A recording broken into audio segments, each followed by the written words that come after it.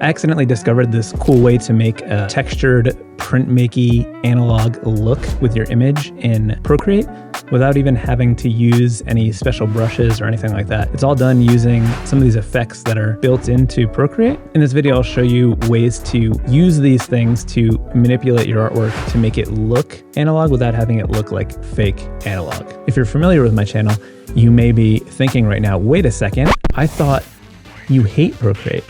And I would say, hey, I do not hate Procreate. All I said was that I think Fresco is better for the stuff that I do. And that's true. And that is how I accidentally learned how to do this thing in Procreate. It's because I have a 2.5-year-old and he likes to draw on my iPad, but I don't let him draw in Fresco because I don't want him to accidentally mess up some of my work files. So I have him work in Procreate because I don't use it that often. But we were messing around and I noticed all these different effects that are built in that Fresco does not have. It seemed like there were some possibilities to manipulate these different settings and combine them to create some unique looks. So I decided to try it out with these MF Doom lyrics that I drew. Hey, Doom forever. Took it from this just flat color thing to this more printy, distressed, retro looking design, which I think is pretty cool. This works especially well for artwork that can be easily separated into colors, like flat colors like this probably work best. But even if it's not flat colors, if you can separate it into different color layers, that will give you the best results for what I'm going to show you. It's kind of fun. It's pretty easy. I'm going to walk you through the steps. Let's get into it. First thing that you need to do is to break apart your image into separate color layers. This will be pretty simple. We've just got the red, the gray, and then this purple color. So I'm going to come over here to the selection tool and try to remember how selection even works in Procreate, because I'm going to be honest with you, although Procreate's user interface is fantastic, I feel like the selection tools leave a bit to be desired. So I'm going to go to automatic here, and I'm just going to start selecting the purple. Let's just tap, tap, tap. Tap all these. Tappity, tappity, tappity, tappity, tappity. I'm going to go on to this new layer over here. I'm going to turn off the original drawing so I can see it. And then I'll fill in the majority. And then I'm just going to grab a brush to fill in these other spots. I just have a giant brush selected. Now we need to get the pink layer. So I'm going to go ahead and select all of the pink stuff like that. And I am going to make a new layer for that. And then just use the giant brush to fill that in. Now we just need the gray. Now we just need the gray from the helmet. It's kind of confusing that it's selecting it in also gray. I wish there was a select similar like there is in Photoshop. Does anyone know if there's a select similar? In Fresco, you can do it by using non-contiguous, but I don't know if that's an option here. If it is, let me know in the comments. So make a new layer for the gray, and I don't have the gray here, so I'm just gonna make one that's close. Okay, deselect that, and then let's see how far off I am from the original. It's a little bit darker, no big deal. Can just select that gray, and now I'll just alpha lock this like that. All right, so now we need to mess up each of our layers a little bit, and by mess up I mean add some texture, add a little bit of imperfection to give that printy, ink bleed, distressed look. So as I mentioned, we're not going to use any brushes, any special effects. We're just going to use these built-in adjustments that we can do to our image.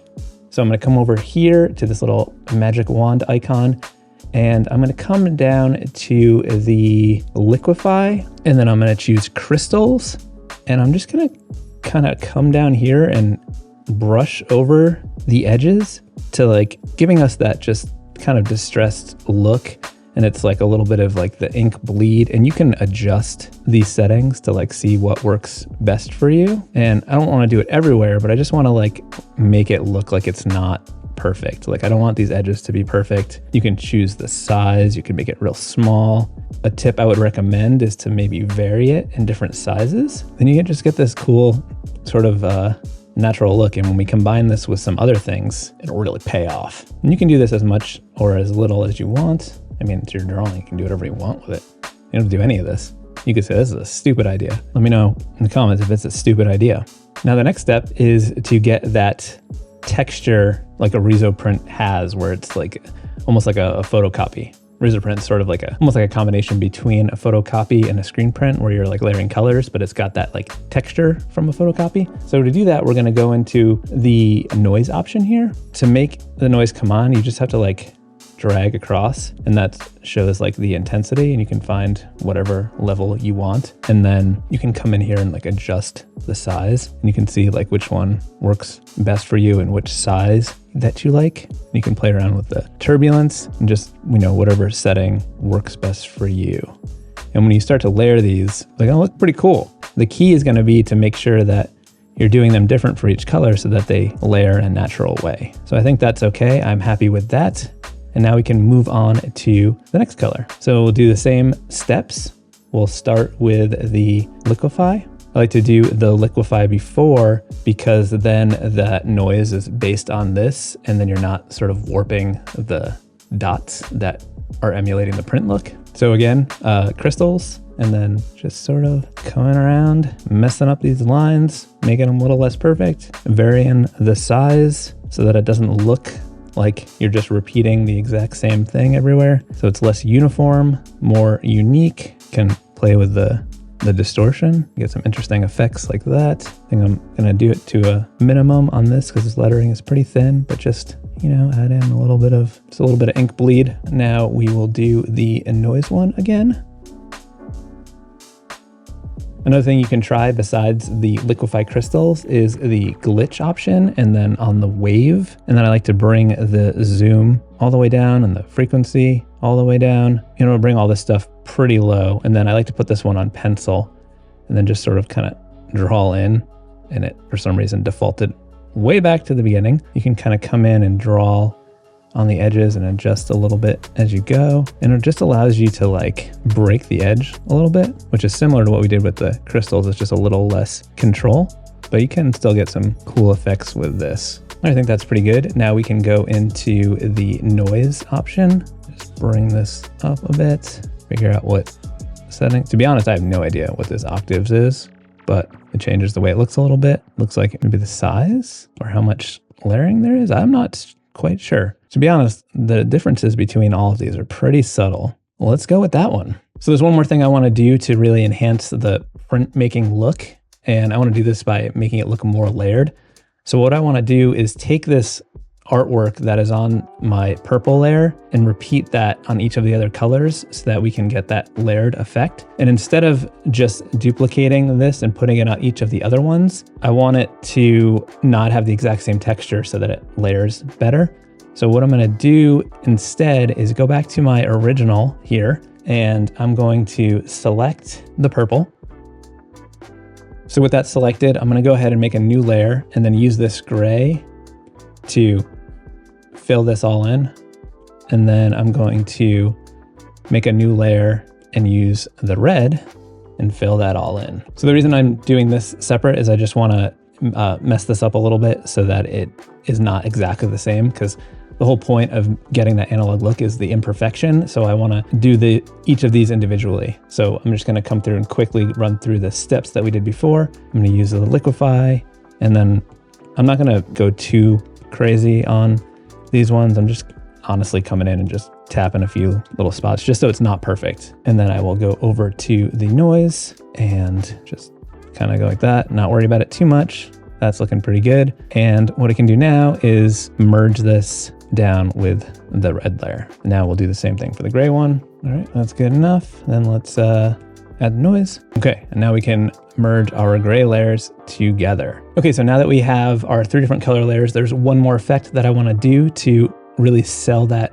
printmaking look. And that's an effect called bloom. And what this is going to do is it's going to sort of emulate the look of just like inconsistent ink coverage when something's printed, like, maybe there's like a dirty print or less ink or, whatever. But if we just drag this, you can see the effect coming in, and then you can adjust how it comes through. And you can see that it's like blowing out areas and like changing it a little bit as you go, and just sort of making it look a little less perfect. And this like inconsistent ink coverage will give it a nice unique look. All right, that one's good. Now let's do the same for the red, bloom, and then drag over to start making this happen. adjust the burn to your taste and the size. Just try to make them different from each other. Okay, and then the gray one. Okay, I know I said one last thing, but there's one more thing, and technically it's going to use a brush, but it's just a Procreate default brush, no added anything. So I'm going to go into the eraser and under materials and just grab this noise brush. And then I'm just going to come in here and just erase the edges a little bit in just some spots, just to like make it a little less perfectly perfect on the edges. And remember, we're going to be layering stuff, so you don't have to worry too much about this being perfect. Maybe just try to like do it in slightly different spots. You could do it in the middle if you want. You can do whatever you want. Put that on this purple one. Okay, and the way to make this work is you just want to change your layers to multiply. And now we've got this cool layering effect. And what I like to do is to just shift one of the layers a little bit, just to give that like offset look a little bit. Then to take it up even further, you can grab a paper texture and overlay it over the whole thing. I've got a bunch that I got from Retro Supply Co. You can find the link below if you're interested. I'm just going to come in and add one of those.